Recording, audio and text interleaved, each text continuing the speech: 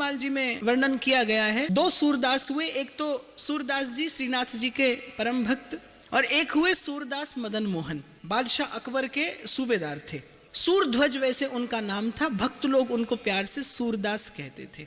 बादशाह के दीवान लेकिन परम भक्त, श्री ठाकुर जी की रूप माधुरी के अनन्य मधुकर, संतों के चरणों में बड़ी गहरी निष्ठा, प्राणपन से संतों की सेवा करते। बादशाह के सूबेदार थे और प्रति वर्ष सूबे से कर लेकर, लगान लेकर और बादशाह को देना, ये उनकी व्यवस्था के अंतर्गत आता था। एक बार क्या हुआ, वर्ष भर संतों की सेवा करते रहे और अंत में राजकोष का धन खर्च करते रहे और जब अंत में जब समय आया बादशाह को लगान देने का, तो संदूकों में बहुत सारे कंकड़ भरकर और बादशाह के दरबार में भिजवा दिए। साथ में एक चिट्ठी लिख दी, बोले 13 लाख संडीले उपजे, माने कि भैया कर तो इकट्ठा हुआ था 13 लाख का, झूठ कहा नहीं, बोले 13 लाख संडीले उपजे पर सब संतन मिल गटके, बोले सब संतों ने गटक लिए। अब जब बादशाह के दरबार में वो संदूक खोले गए तो कंकड़ पत्थर, कर्मचारी बड़े क्रोधित। पर अकबर जो था वो सूरध्वज जी को जानता था, वो उनकी संत सेवा, उनकी भावना से परिचित था और फिर अकबर को इस बात की भी प्रसन्नता हुई कि भैया इन्होंने सत्य लिख कर भेजा है, मुझसे छल नहीं किया। अकबर के दरबार में जो पत्र पढ़ा गया कि 13 लाख संडीले उपजे सब संतन मिल गटके और सूरदास मदन मोहन आधी रात को वृंदावन सटके, बोले बादशाह भाई अब हमने तो सब साधु सेवा में लगा दिया, अब हम चले वृंदावन, तुम संभालो अपना राजकोष।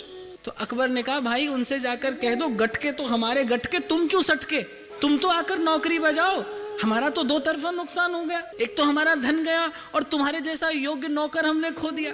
तो बादशाह ने कहा तुम निर्भय होकर आओ, हम तुम्हारी संत सेवा से प्रसन्न हैं। और बादशाह ने प्रसन्न होकर उनके अधिकार में और वृद्धि कर दी। सूरध्वज जी पद रचना बड़ी सुंदर करते थे, बड़े सुंदर सुंदर पद रच के वो श्री ठाकुर जी को नित्य सुनाया करते थे। एक बार उन्होंने एक पद रचा, उसकी अंतिम पंक्ति थी कि संतन की पनही को रक्षक कहाऊं, अर्थात हे प्रभु मैं कौन हूं, मैं आपके दासों का दास, बस इतनी कृपा इस दास पर करिए प्रभु कि आपके द्वार पर खड़ा, आपके द्वारपाल की भांति संत जो पादुका छोड़ जाएं, मैं बस उन संतों की चरण पादुका की सेवा करता रहूं। एक दिन बड़े भाव में पद गाते हुए और श्री ठाकुर जी का दर्शन करने जा रहे थे श्री वृंदावन धाम। संतन की पनही को रक्षक कहाऊं, संतन की पनही को रक्षक कहाऊं। एक संत उनके इस भाव की परीक्षा लेने के लिए उनसे कहने लगे भैया मैं भीतर दर्शन करने जाता हूँ, ये मेरी पादुकाएं इनकी देखभाल करते रहना। संत तो भीतर चले गए उनके भाव की परीक्षा लेने के लिए, घंटों बीत गए बाहर नहीं आए और वहां श्री ठाकुर जी की शयन आरती का समय निकट आ गया। लेकिन संत ने मन में विचार किया कि मैं बाहर नहीं जाऊंगा, मैं देखता हूं कि इनकी भावना कितनी सत्य है। और वहां सूरध्वज द्वार पर खड़े ये पंक्ति गा रहे हैं और न्यौछावर हो रहे हैं अपने प्रभु की कृपा कर कि प्रभु मैंने तो केवल गाया था, आपने मेरे भाव को इतनी शीघ्र अंगीकार कर लिया, मैंने जो कहा आपने वो सेवा का अवसर मुझे तुरंत प्रदान कर दिया, आपके जैसा कृपालु और कौन होगा।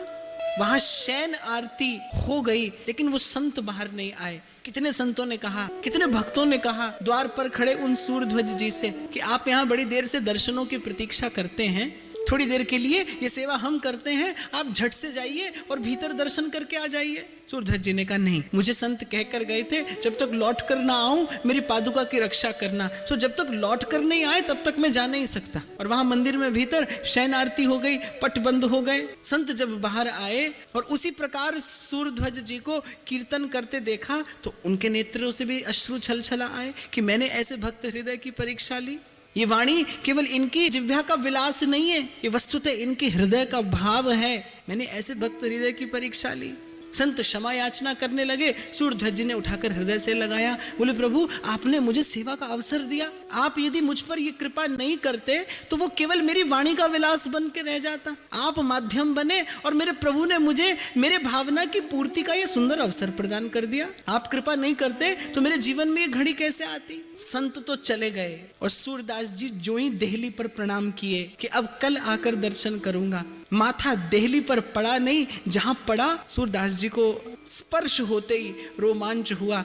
मस्तक उठाकर देखा तो सामने मंद मंद मुस्कुराते श्याम सुंदर खड़े थे।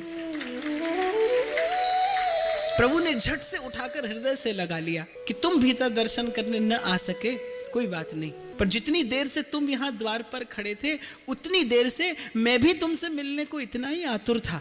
तुम्हें इस प्रकार सेवा में खड़े देख देख कर मुझे आनंद हो रहा था। तुम जितनी देर यहाँ खड़े थे उतनी देर प्रतिपल मेरे आनंद की वृद्धि हो रही थी। श्री ठाकुर जी ने हृदय से लगा लिया।